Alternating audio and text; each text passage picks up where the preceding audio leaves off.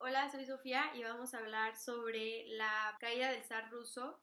Y para crear un poco de contexto, vamos a regresar al principio del siglo XIX, en que por cuarta ocasión Rusia se encuentra en guerra con las tropas napoleónicas, y en 1814, después de 2 años de dura batalla, los derrotan, creando esto, además de algunas otras guerras con naciones un poco más débiles, una posición para Rusia de el mayor poder en tierra de toda Europa. Continúa Rusia por toda la primera mitad del siglo XIX en esta posición hasta 1853 en la guerra de Crimea, que es derrotado y humillado totalmente contra Francia y el Reino Unido, tratando de buscar un puerto que no estuviera congelado a la mitad del año como los suyos en Crimea.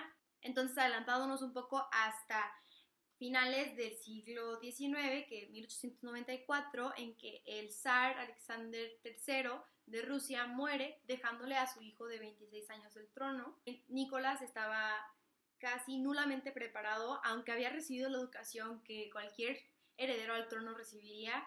Era bastante ingenuo y no entendía bien lo que sucedía ni en su país ni en las relaciones diplomáticas alrededor de su país, lo cual convirtió su entrada al trono en algo muy muy complicado, que además él había decidido casarse con una princesa alemana, decisión que nadie en su familia apoyó por las mismas relaciones tan complicadas que habían tenido con los alemanes. Entonces entran al trono un zar y una zarina que nadie quiere y que realmente no confían en ellos, pero el pueblo ruso sabe que son los elegidos por Dios, y hay dos cosas que el zar tiene que cumplir en la duración de su reinado, que son tener un heredero al trono hombre, y la segunda es conquistar tierras. Entonces, empezando por el heredero al trono, el zar y la zarina tienen 4 hijas primero, obviamente esperando todas ellas que fueran hombres. Nace su quinto hijo y es un hombre. En cuanto nace Alexei, se dan cuenta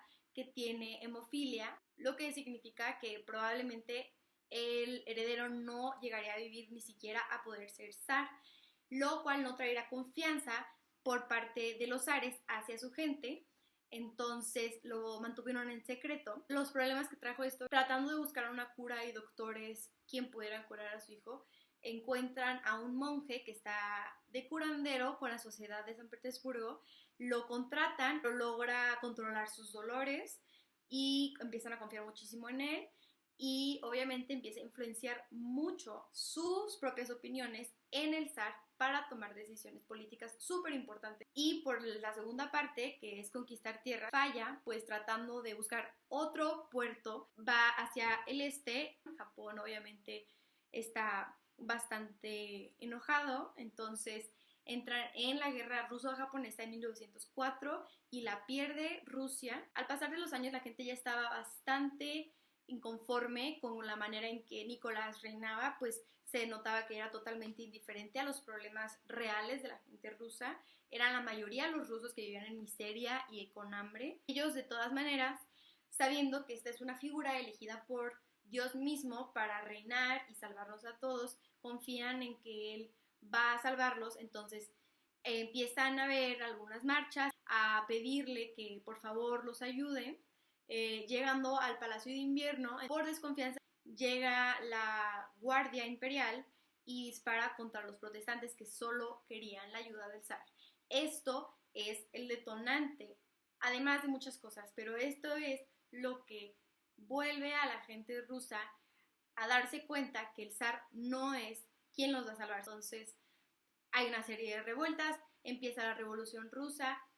Además de esto, Rusia ya se encuentra en una guerra mundial, la Primera Guerra Mundial, lo cual es totalmente destructivo, porque si Rusia se encuentra en un conflicto interno, los soldados que están mandando a la guerra son los mismos revolucionarios que cuando regresan a sus casas no quieren alzar ahí.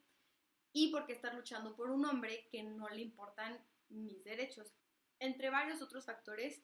Entonces la gente ya no confía, la gente ya no está conforme, ahora sí ya se acabó. Pero dentro de estos grupos revolucionarios habían ideales muy diferentes, habían grupos muy diferentes, muy radicales, y algunos no tanto. Entonces era algo difícil ponerse todos de acuerdo, pero logran tomar el gobierno, un gobierno provisional, sacan al zar, lo obligan a abdicar, Era un gobierno no tan extremista como el que acaba siendo finalmente la Unión Soviética, pero pues igual abdica él, los encierran en su casa, están en arresto domiciliario. Después se firma el Tratado de Brest-Litovsk con Alemania durante la Primera Guerra Mundial, en que Rusia se retira de la guerra y retira de su imperio territorios, por lo mismo que ya no serían un imperio y porque pues mejor dejar las cosas así, dejan territorios como Finlandia, Polonia, Ucrania, entre muchos otros. Ya no existe la dinastía Romanov, el zar y su familia están arrestados por el gobierno provisional, pero los grupos bolcheviques llegan al gobierno provisional, lo toman y ellos deciden que quieren la cabeza del zar, lo mandan a una casa en Siberia, lo mantienen ahí con su familia un tiempo para después mandarlos a otra casa. Los fieles a la monarquía querían salvarlos, encuentran dónde están, van acercándose a tratar de salvarlos. Entonces, directas órdenes de Lenin son ejecutar a toda la familia y a todos sus sirvientes, acabando con una de las monarquías más importantes de toda la historia de la humanidad.